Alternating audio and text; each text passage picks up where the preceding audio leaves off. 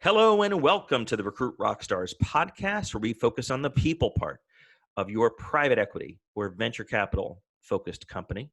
I'm your host, Jeff Hyman. Every Tuesday and Thursday, I interview a world-class expert on talent and recruiting so that you can build a company filled with rock stars. And I love these conversations with experts who have seen this movie over and over and over again at their own companies and at the portfolio company level across all these businesses, just like yours. And I've landed another one of these kind of guests today. Her name is Hannah Johnson. And let me tell you a little about Hannah, because I'm going to throw some numbers at you that are staggering. She's the head of HR at Thoma Bravo, based here in Chicago. If you don't know Thoma Bravo, you're probably living under a rock, because it's one of the leading PE firms. Let me give you some numbers. Over $30 billion, that's billion with a B, in funds raised from investors over the years. They invest in software and tech companies for the past 20 years. Collectively, get this, 200 investments made, 50 billion of value. They don't come any bigger or better in private equity than Thoma Bravo. So that's a great setup for Hannah, because she runs HR at this phenomenal shop. Yes. Right? I mean, she's done it at all these other places. And I'm so excited to have you, Hannah, on the show today to share some of your best practices. Thank you for making the time. How are you? So happy to be here. I'm doing really well. How are you? I'm great. Thank you. Why don't we start with Thoma Bravo? Did I describe it okay, or is there anything you want to add? You did a fantastic job. Great. I think that we are very proud, obviously, of how far we've come and where we're at and where we're going to go. So a very exciting past and super exciting future. Great. You know, I would say that from an HR perspective, I was actually brought in 3 years ago, and I was the first HR and talent person they ever had. That's amazing that it was so recent, right, for a firm so large. And so how do you kind of see your scope? What is your focus on the day-to-day within the fund and the firm? And then what is your time with portfolio companies? Okay. Yes. I would say that right now, from a percentage basis, I'm almost 90% internal and 10% portfolio company focused. Although, given I'm the one senior person in the role, I tend to wear many hats. You get pulled into the portfolio companies, right? Exactly. Right. Which I'm happy to do, right? Talent and people are about problem solving, so I'm happy to help wherever I can. Right. But I would say that the function itself within Thoma Bravo runs the gamut of anything sort of that's under the HR umbrella. Obviously started out with building an infrastructure, right?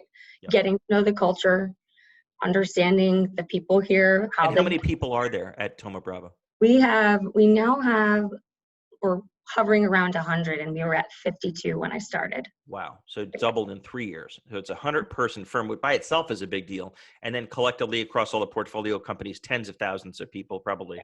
Yes. Got it. So it's safe to say you've seen this movie over and over. Why don't we start with, let's divide the conversation into finding talent and then keeping and getting the most out of talent. Perfect. We're in a 50-year war for talent now, right? Record low unemployment, harder than ever to find people, especially in these software companies that you guys are investors in.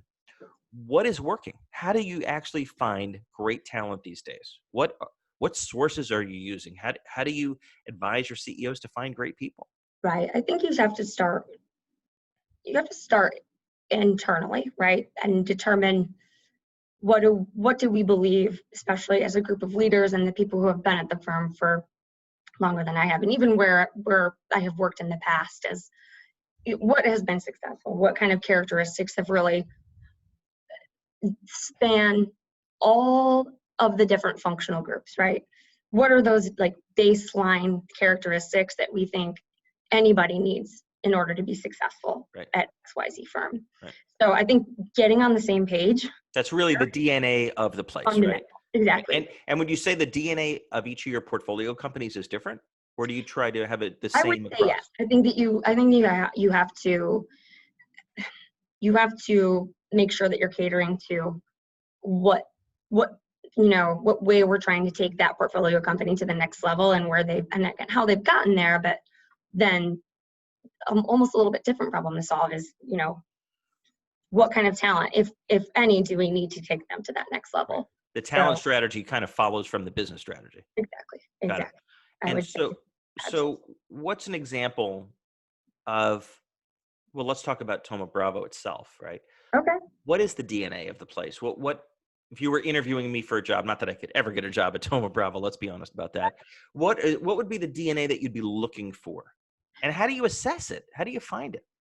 Well, it actually was a very big strategic project of mine over the last year. Again, after building out the infrastructure, I got to focus more on the talent strategy and how do we take this firm that was 50 people to 100 people and keep growing, Yeah. and in a way that's scalable, but maintains employee engagement and culture and all those things. So I went around and talked to people. I had been a sponge of all of the conversations that I've had since I got here and determined that there were some baseline things. It's that true entrepreneurial spirit, genuine intellectual curiosity, Mm-hmm. just about not only about what you're doing, but the world, and I don't, anything that sort of passes by. Yep. I would say that team spirit is really important. We've grown really quickly, not by people siloing. We've grown really quickly by people doing whatever it takes to get the job done, even if it's not part of their job function. Yeah, kind of a very people who don't see the box on the org chart as the limits of their responsibilities. You mentioned intellectual curiosity. Let's take that for example. Yes. Not everyone is curious. I mean, which No. kind of surprises me, but I think that's been my experience. How would you assess, how would you know if a candidate, what would you ask them or do or say or look at to say, this is a genuinely curious person? Yeah. So I would say that to gain insight into someone's first of all, I think intellectual curiosity is actually a pretty subjective thing and personal thing, right? What I find interesting is not necessarily what the person next to me is going to find. Just be curious about something. You don't have to be curious about the same thing, right? So, something that we like to talk about, and I even do this just in conversations with strangers or people when I'm networking, or again, candidates, CEOs, COOs, whoever it is that I'm speaking to at conferences. Like, you are where you are because I'm sure you're talented and have the skill sets to do that job, but who are you? Yep. Right? And I think finding out some of what their passions are outside of what they do on a day-to-day basis. Yeah. I also think it's super important to understand that, because CEOs are tremendous at what they do for a reason, but sometimes it's difficult to make sure that they're also remembering that the personal growth part is just as important as the business growth part. Yeah. So you need the whole person, not just the employee. Exactly. And taking time to be sort of, introspective and putting yourself a part of the equation. I think all of us are used to just sort of running ragged. It's in our DNA to some extent. So Yeah. I think, letting people know that that's something that they can share and that we find valuable, and that we want to provide a culture and a company, if it's one of our portfolio companies, where that's also a part of them, and that we see that they're going to be the best version of themselves and the most productive and the most engaged if we're able to also address something that they find interesting. Right. If you can find that overlap, exactly, you got something, right? Because then you're meeting their needs and their career aspirations and the companies. They're not just a widget in your org chart. When you are talking to candidates, Hannah, what advice would you give us about how much to weigh competencies, so fit with the job, ability to do the job, and DNA, as you're describing, kind of fit with the company, right? No candidate's perfect. Is it 50-50? Is it 80-20? What have you learned over your career of how to weight those two things? Which should take priority, if either? I think you have to take the role into consideration, especially though with this audience and the senior level, the C-suite crew. I think that you have to be really good at reading your audience and sort of understanding who you're interviewing with. Yep. I think, again, being very curious about them and their role, and how they ended up where they've been at. And I think slowly too, when you start to have more of a conversation and it's less one-sided, which typically at that level, it is a conversation, right? You're at dinner, or you're out to coffee, or, whatever it is, getting to know one another before you take it to the next step in the interview process. Right. But I think that when you talk to somebody about their experience within a company, or their experience with a company, that you learn about how you would potentially fit into that DNA. And so I think that's one way to do it. I think that from a competency versus like culture and DNA,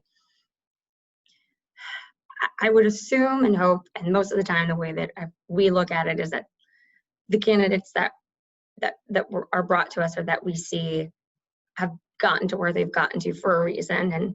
And I think that situationally we'll for sure ask questions about how they handled growth and what their plans are for growth and all of that. But I think that it sort of ends up becoming related to the company, like what problem that company is trying to solve, and how they also fit into the leadership team, right? Because it's not just about the CEO and the COO. It's about the whole, the sum of the parts and how they all interact. And absolutely.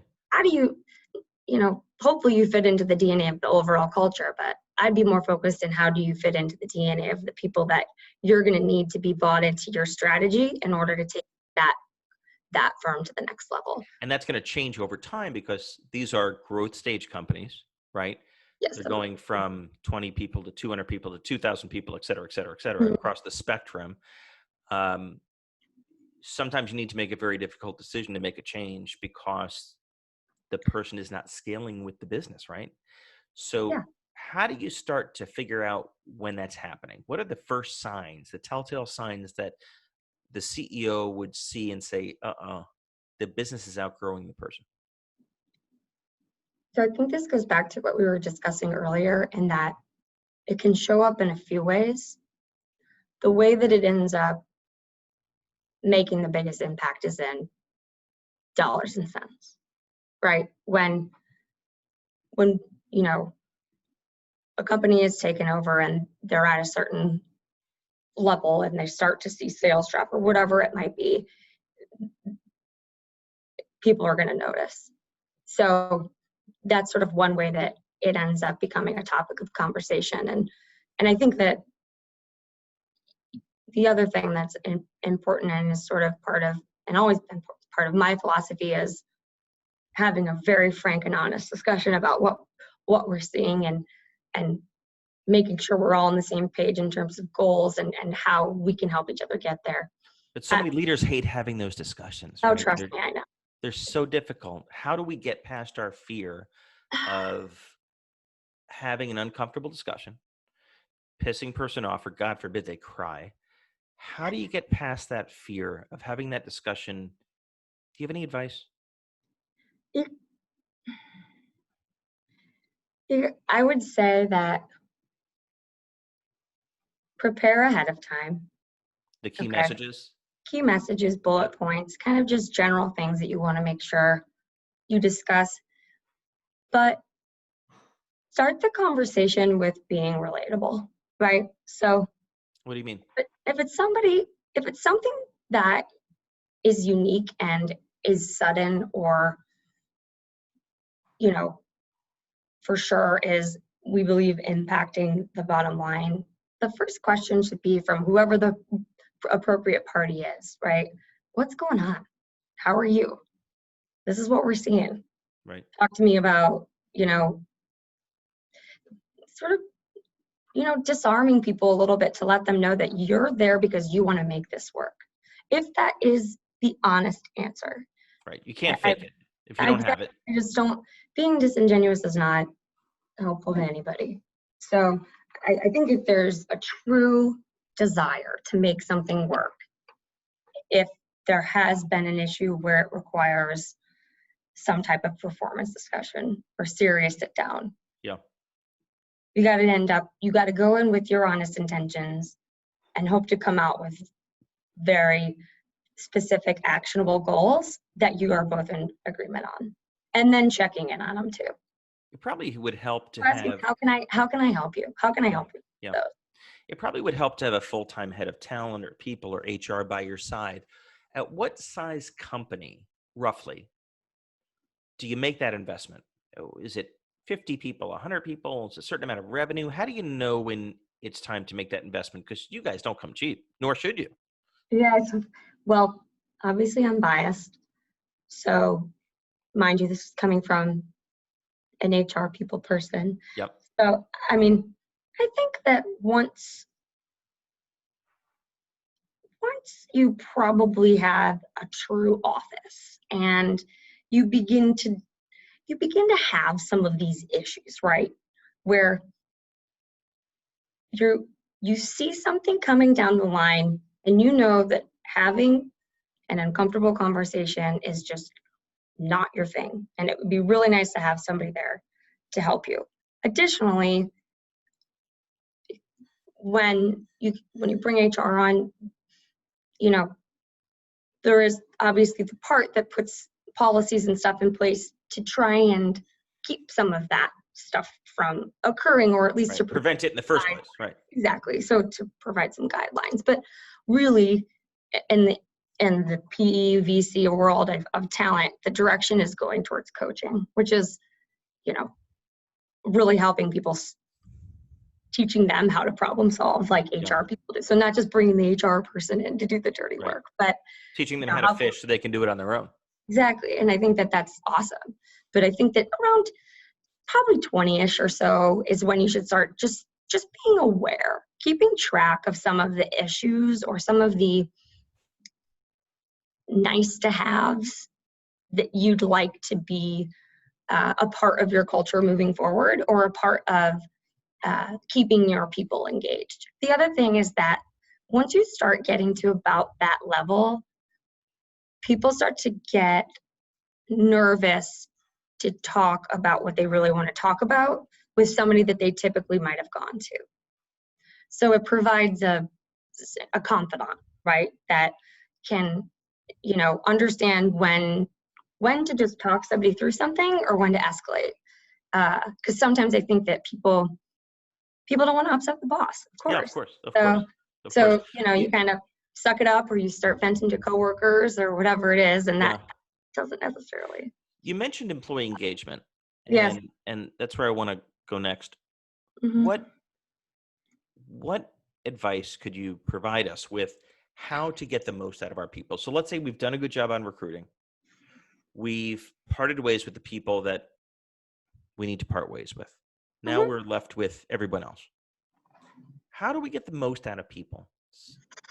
It sounds like an easy question, but it seems like the hardest things that leaders struggle with. I would say that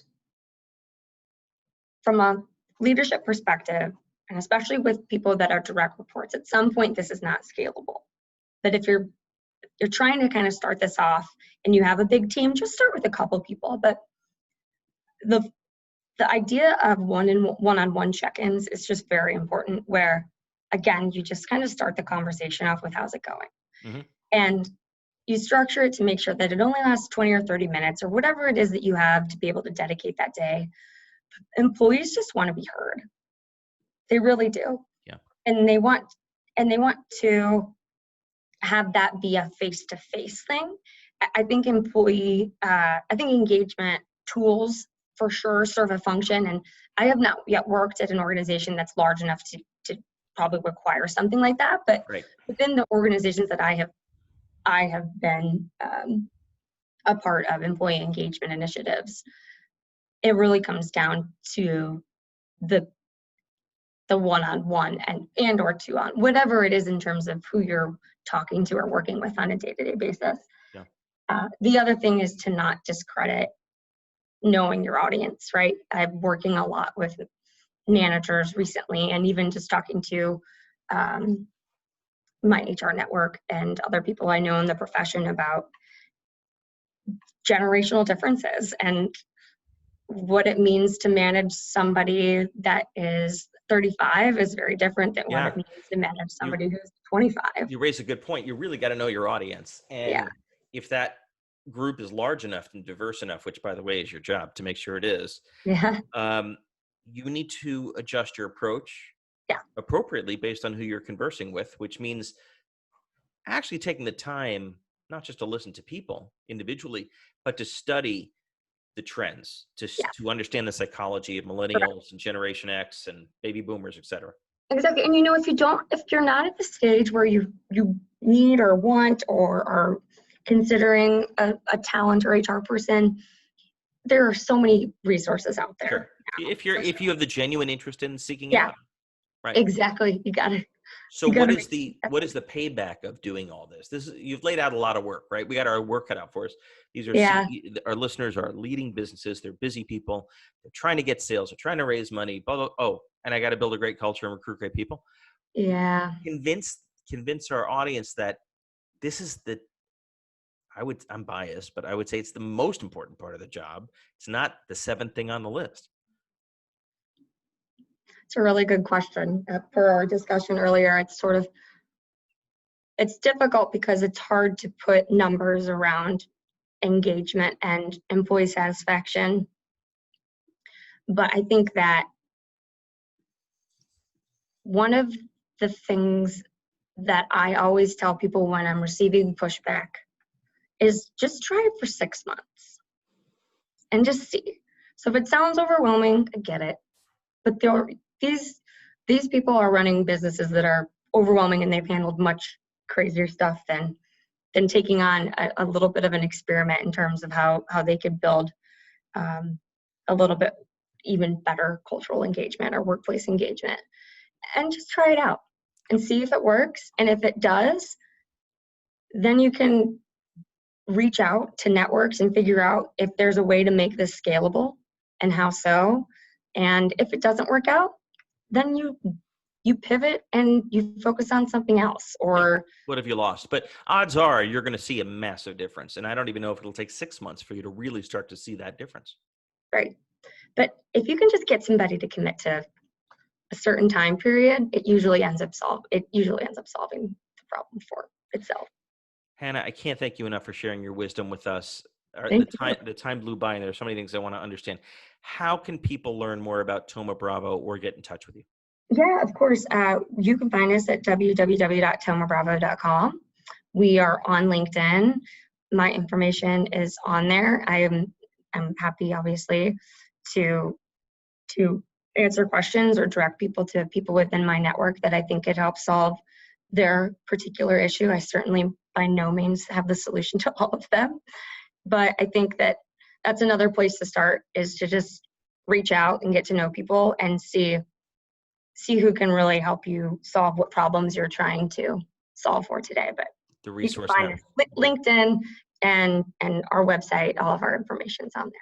Great. Well, thank you so much again for making the time. Thank you, Jeff. I really appreciate it.